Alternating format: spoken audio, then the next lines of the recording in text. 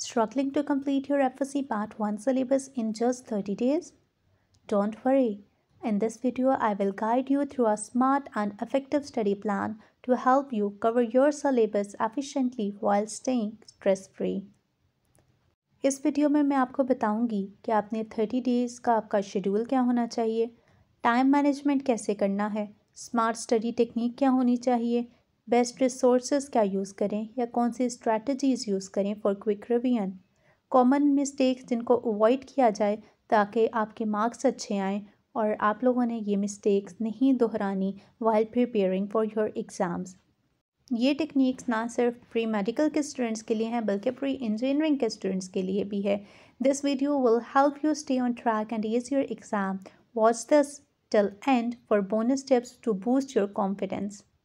अस्सलाम वालेकुम, myself Aika Mahmood, first year MBBS student, और उसके साथ साथ मेरे FSC पार्ट 1 में 482 मार्क्स आए थे आउट ऑफ 505 और मेरी टॉप 10 पोजीशंस भी थी फेडरल बोर्ड के अंदर। And let's begin this video.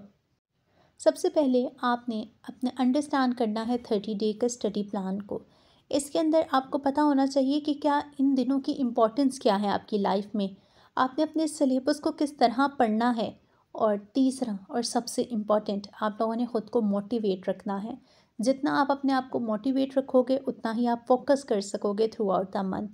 सबसे पहले अल्लाह पाक पर पूरा यकीन रखो कि आपके मार्क्स बहुत अच्छे आएंगे, और उसके साथ साथ खुद पर भी यकीन रखो कि you can do it. Okay, now अगला स्टेप क्या होना चाहिए, 30 डेज FSC स्टडी शेड्यूल क्या होना चाहिए आपके लिए। इससे पहले भी मैंने एक वीडियो आप लोगों के लिए अपलोड की थी जिसके अंदर मैंने FSC के शेड्यूल को ब्रेक डाउन किया था कॉलम्स के अंदर, 3 पार्ट्स के अंदर। अगर आप लोगों ने वो वीडियो नहीं देखी तो वो पहले जाके देख लो, और इस वीडियो को देख लो, आपको जो अच्छा लगे उसको फॉलो कर लो। 30 day FSC study schedule week 1 पर चलते हैं। पहले कवरिंग कोर कॉन्सेप्ट्स। हम क्या करेंगे कि हम फोकस करेंगे डिफ़िकल्ट और हाई वेटेज चैप्टर्स के ऊपर। अब ये कैसे पता चलेगा कि ये हाई वेटेज है, तो फिर वो हम यूज़ करेंगे पास पेपर को। आप लोगों ने पास पेपर अलोंग द साइड ज़रूर स्टडी करते जाना है, उससे आपको आइडिया हो जाएगा कि ये हाई वेटेज चैप्टर है, क्योंकि एग्ज़ामिनर ज़्यादातर पास पेपर्स को ही फॉलो कर रहे होते हैं। तो ये आपका एक बोनस पॉइंट हो जाएगा कि आप लोगों ने पास पेपर टच किए होंगे। मैट्रिक में मुझे याद है हमारे फिज़िक्स के ऑलमोस्ट सारे MCQs पास पेपर्स में से आए थे। उसके साथ आप लोगों ने एक्टिव रिकॉल करना है, शॉर्ट नोट्स यूज़ करने हैं क्विक लर्निंग के लिए। फिज़िक्स, केमिस्ट्री, बायोलॉजी, अगर आपका मैथमेटिक्स है उसको डेली रिवाइज करना है, डेली स्टडी करना है। इसके साथ साथ अल्लाह पाक पर तवक्कुल रखना है, और उसके साथ अपनी एबिलिटीज़ को भी देखना है कि मैं ये कर सकती हूँ। 30 डेज़ बहुत हैं, इनफ हैं। अपने सोशल मीडिया अकाउंट को थोड़ी देर के लिए दूर कर देना, ख़ुद से मतलब मुझसे दूर हो जाओ वाली बात कर लेनी है।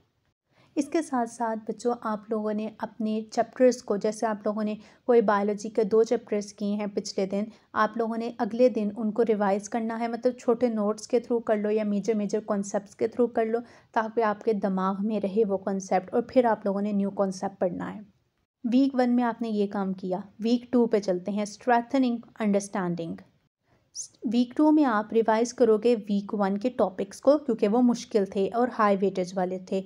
उसके साथ अब हम लोग मूव कर रहे हैं टूवर्ड्स मॉडरेट लेवल चैप्टर्स, मतलब जिनका 50-50 होगा। प्रैक्टिस करेंगे न्यूमेरिकल प्रॉब्लम्स को केमिस्ट्री में भी और फिज़िक्स में। अपना सेल्फ टेस्ट करेंगे हर 2 दिन के बाद। और अगर आपको कोई कॉन्सेप्ट बहुत मुश्किल लग रहा है तो उसकी ग्रुप स्टडी करो। अपने दोस्त से पूछो, उसको आसान लग रहा होगा तो वो आपको बता देगा। तो group study for difficult topics. Week 3 पे चलते हैं।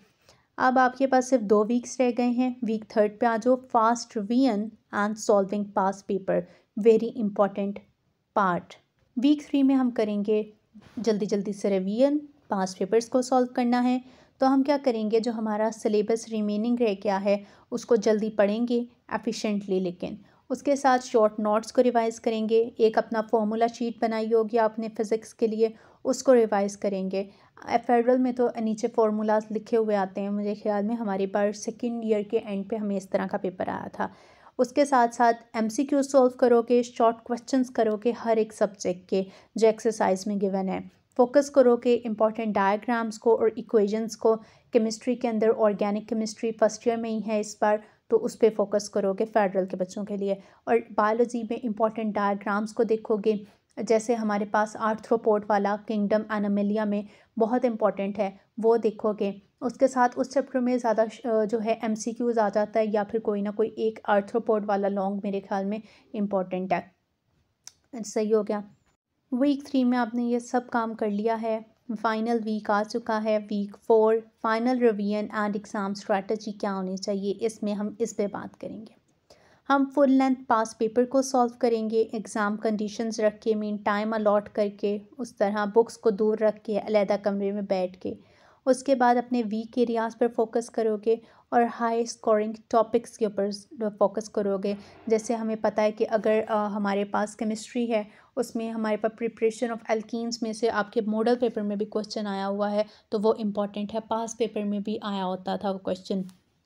इसके साथ आप टाइम मैनेजमेंट टेक्निक्स मैंने बहुत दफ़ा बताई हैं, उन पे फॉलो करोगे उनको। उसके साथ अपने आप को काम रखोगे, पुरसकून रखोगे और कॉन्फिडेंट रहोगे। एट द एंड आपके साथ बहुत अच्छा होगा। वीडियो के इस पार्ट में मैं बात करूँगी study techniques for maximum retention की। इसमें मैं आपको मुख्तलिफ टेक्निक्स के बताऊँगी कि जिसको फॉलो करके आप मैक्सिमम मार्क्स अचीव कर सकते हो।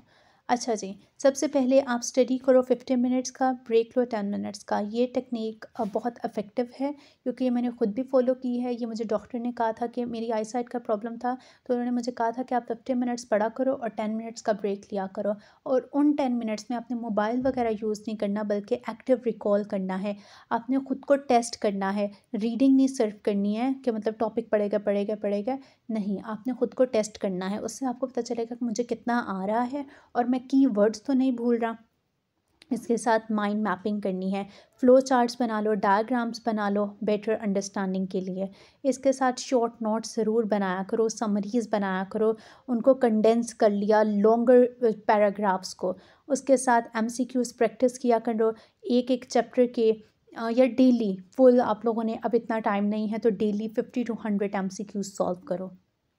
Best resources for FSC exam preparation, तो इसमें बुक्स अपनी FSC की टेक्स्ट बुक यूज़ करनी है, उनसे बिल्कुल नहीं हटना। की बुक्स को यूज़ करना है और नोट्स का यूज़ करना है।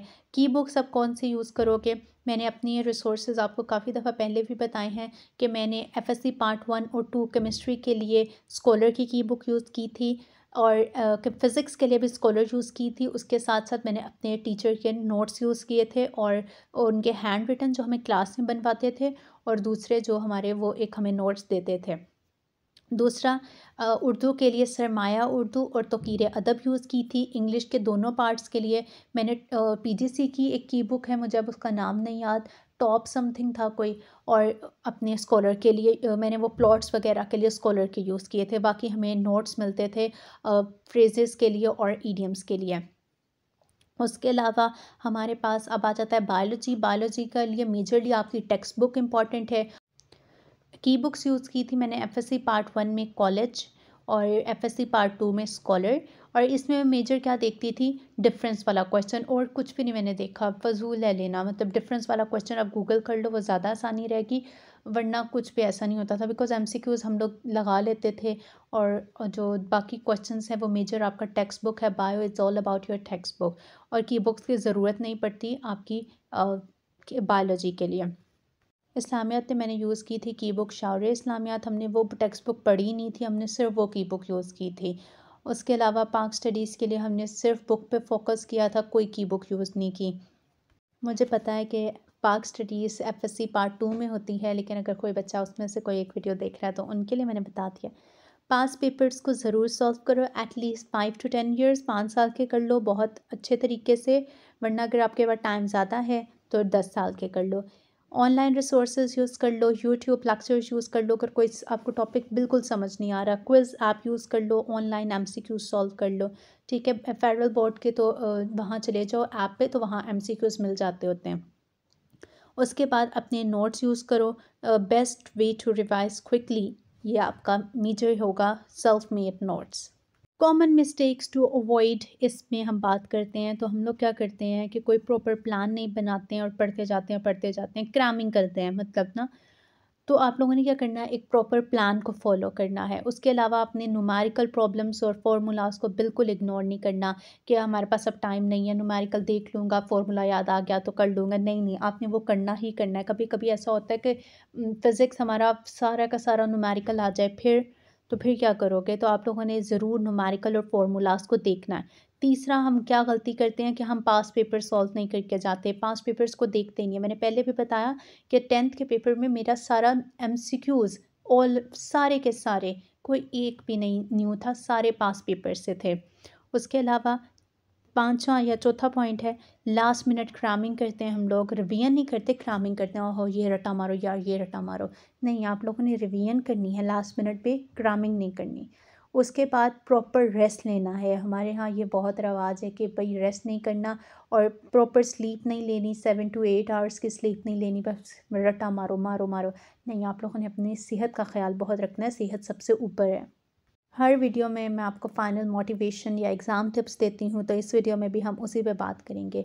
नंबर 1, आप लोगों ने believe in yourself, confidence is the key guys. उसके अलावा आप लोगों ने काम रहना है, फोकस्ड रहना है ड्यूरिंग द एग्ज़ाम।